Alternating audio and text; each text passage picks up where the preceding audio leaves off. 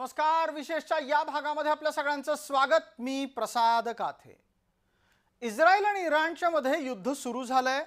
दोन्ही देश ऐकत नाहीयेत आणि या चर्चेमध्ये एकमेकांवर क्षेपणास्त्रांचे हल्ले सुरू आहेत. इस्रायल इराकची हद्द ओलांडून इराणवर हल्ला करतोय. इराण इस्रायलच्यावरचे अपेक्षित हल्ले करण्यासाठी क्षेपणास्त्र सोडतोय आणि या सगळ्यामध्ये काही क्षेपणास्त्र इस्रायलमध्ये पडतायत सुद्धा. इस्रायलचं नुकसान होतंय.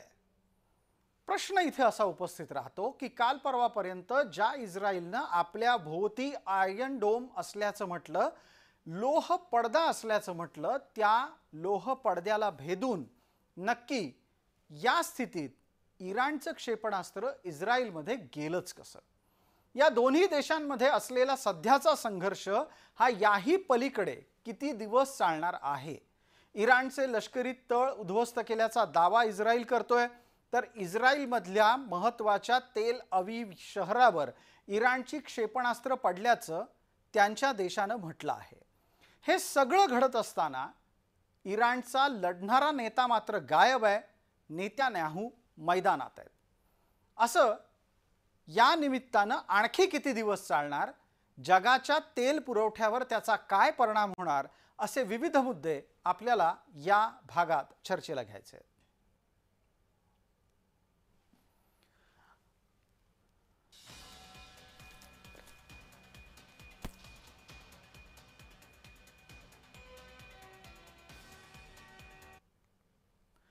आपल्यासोबत निवृत्त ब्रिगेडियर हेमंत महाजन जोडले गेले आहेत. त्यांच्यासाठी तरी थेट पहिला प्रश्न माझ्याकडून हाच असेल की ज्या इस्रायलनं क्षेपणास्त्रांपासून स्वतःच्या देशाला वाचवण्यासाठीचा प्रयत्न केला, त्या देशात इराणचं क्षेपणास्त्र घुसलं कसं?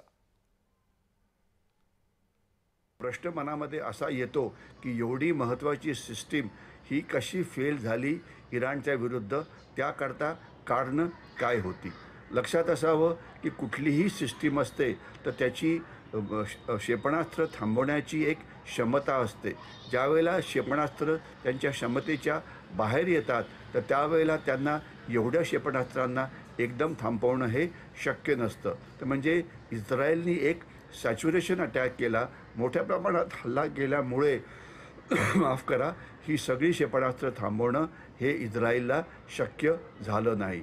याच्याशिवाय दुसरं कारण असं असतं की प्रत्येक प्रकारच्या शस्त्राला थांबवण्याकरता वेगवेगळ्या प्रकारच्या अँटी एअरक्राफ्ट डिफेन्स सिस्टीम असतात. उदाहरणार्थ ड्रोन करता वेगळी, क्षेपणास्त्रांकरता वेगळी, लंब्या दुरीच्या शस्त्रांकरता वेगळी, जवळून येणाऱ्या क्षेपणास्त्रांकरता वेगळी, हायपरसॉनिक मिसाईल करता वेगळी. आणि ज्या वेळेला एकदम सगळ्या प्रकारची शस्त्र आक्रमक ही एकाच वेळेला पाठवली जातात तर त्यावेळेला काही वेळा या सिस्टीमची जी एफिशियन्सी आहे ती पुरी पडत नाही आणि एखादं मिसाईल हे त्या सिस्टीममधून जाऊन इस्रायलच्या आत त्यांनी नुकसान केलं असावं. महाजन सर, आपण असे जोडलेले राहा. आपण या निमित्तानं चर्चेच्या पुढच्या टप्प्यातही आपल्यापर्यंत पोहोचू. आता शैलेंद्र देवळाणकर यांच्यापर्यंत आपल्याला पोहोचायचं आहे. देवळाणकरांचा परिचय आंतरराष्ट्रीय घडामोडींचे अभ्यासक म्हणून आपल्या सगळ्यांना निश्चित आहे. देवळाणकरजी, इस्रायल आणि इराणच्या युद्धामुळे जगाला चिंता आहे ती तेल साठ्याची आणि तेलाच्या पुरवठ्याची. तुम्हाला अत्यंत तत्कालिक आणि दूरगामी दोन्ही पातळ्यांवर तेलाच्या पुरवठ्यावर काही परिणाम होताना दिसतोय का?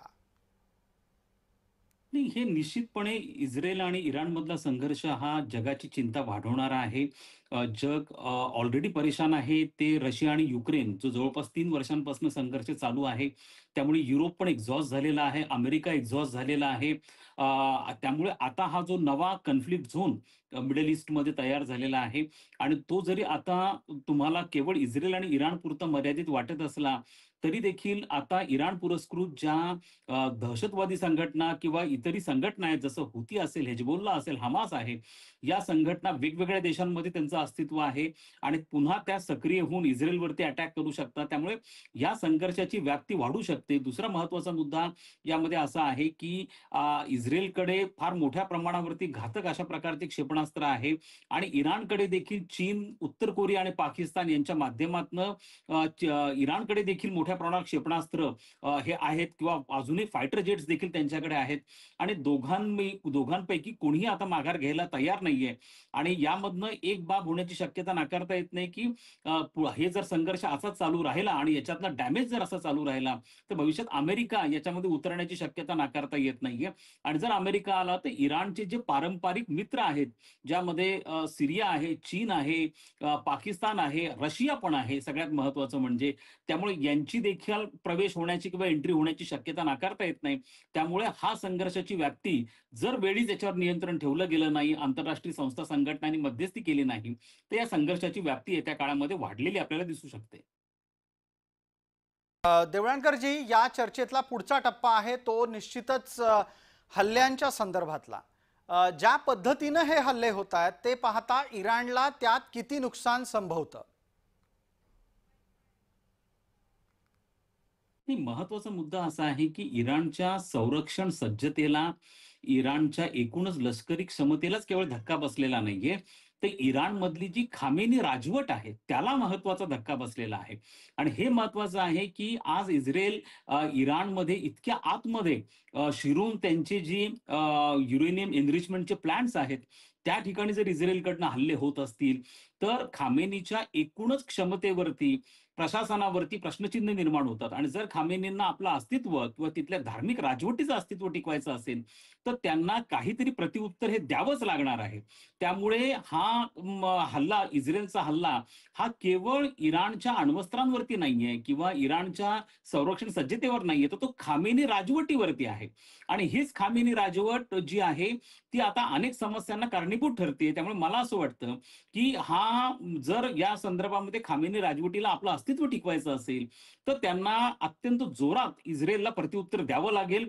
नसता लोक ही राजवट उलथून पाडण्याची शक्यता नाकारता येत नाही. 1978ला इराणमध्ये धार्मिक क्रांती झाली आणि शहाला बाजूला करून खोमेनी त्यावेळेला ह्या धार्मिक गुरुची तिथलं राजवट सुरू झाली आणि खोमेनी नंतर आता खामेनीची ही राजवट सुरू आहे. त्यामुळे मला असं वाटतं, की या संदर्भामधला प्रचंड मोठा धक्का हा खामेनी राजवटीच्या अस्तित्वाला बसलेला आहे.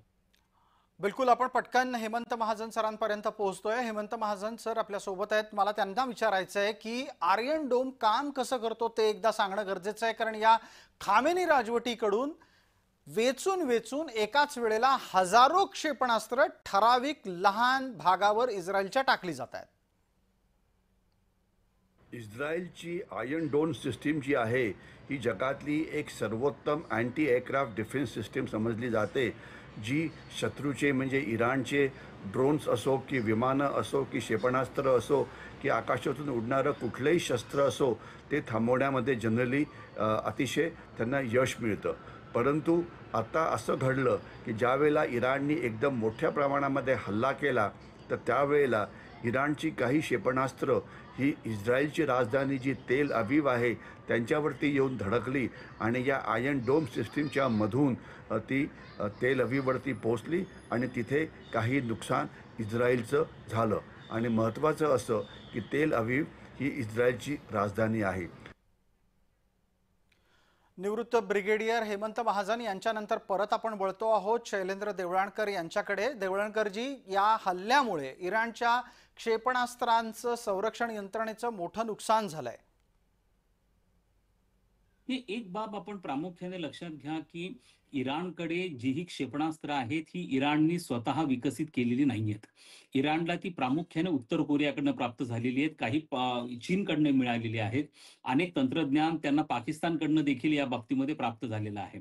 त्यामुळे ज्या वेळेला ही अशा स्वरूपाचे क्षेपणास्त्र हे इस्रायलच्या हल्ल्यामध्ये उद्ध्वस्त होतात किंवा त्यांची संरक्षण यंत्रणा उद्ध्वस्त होती, त्यावेळेला प्रश्नचिन्ह हा केवळ इराणच्या क्षमतेवर उपस्थित होत नाही, ते इराण बरोबरच तो चीनच्या संरक्षण सज्जतेवरती देखील उपस्थित होतो. आपण बघितलं की ऑपरेशन सिंदूर दरम्यान आपण पाकिस्तानची जी ओव्हरऑल रडार सिस्टम आहे किंवा पाकिस्तानकडनं वापरले गेलेले फायटर जेट्स असतील, ड्रोन्स असतील, हे ज्या पद्धतीने भारताने उद्ध्वस्त केले, त्यामुळे एकूणच इराणच्याच चीनच्या संरक्षण सज्जतेवरती प्रश्नचिन्ह निर्माण झाले होते. आणि आता तोच प्रकार घडतोय की ज्या चीनने इराणला मोठ्या प्रमाणावरती क्षेपणास्त्र दिलेली आहेत, इतर शस्त्रास्त्र दिलेली आहेत, ती जर निकामी होत असतील इस्रायलच्या हल्ल्यापुढे, तर इराणला समर्थन देणाऱ्या सर्व देशांच्या संरक्षण सज्जतेवरती हा प्रश्नचिन्ह निर्माण होतो.